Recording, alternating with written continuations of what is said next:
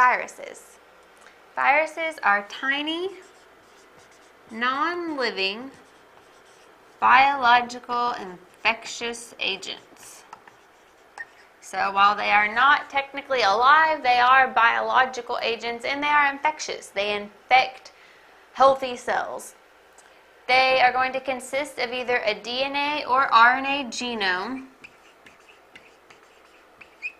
encased in a protein coat known as a capsid. So this capsid is protecting the viral genome until it can get where it needs to go to infect a host cell. And it can only reproduce, this is viruses, they can only reproduce by infecting and taking over a living host cell. So while they are non-living, they must take over a living host cell to be able to reproduce their viral DNA or RNA. Now, once they're inside a host cell, the virus may remain dormant for a while. So it doesn't always immediately enter the living host cell and attack. Sometimes it remains dormant for a while, but eventually it is stimulated into the active or lytic phase, and the virus inserts its own genetic material into that of the host.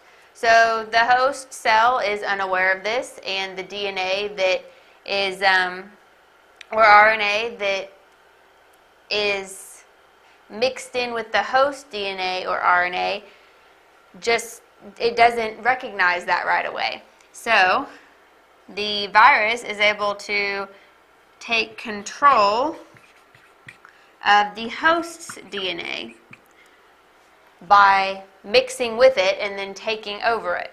It causes the host cell to produce many viral genes and proteins. So once it gets in there, it starts saying reproduce, reproduce, make more genes and proteins. And the ones that it are making, the ones that this cell is making are going to be new viral proteins and genes instead of the normal cell's genes and proteins. And then all of these viral genes and proteins combine to form new virions or virus particles that destroy the host cell and are released to infect other cells. So what happens is, once the virus becomes active and it's in the lytic phase, it's going to insert its own genetic material into that of the host cell, so probably into the nucleus.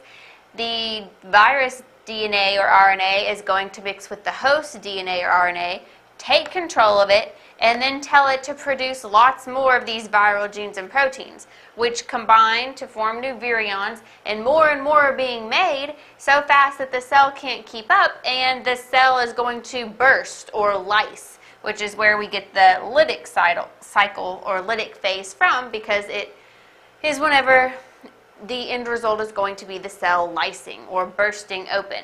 And once it bursts open, all these virions are released to infect other cells and go and repeat the process.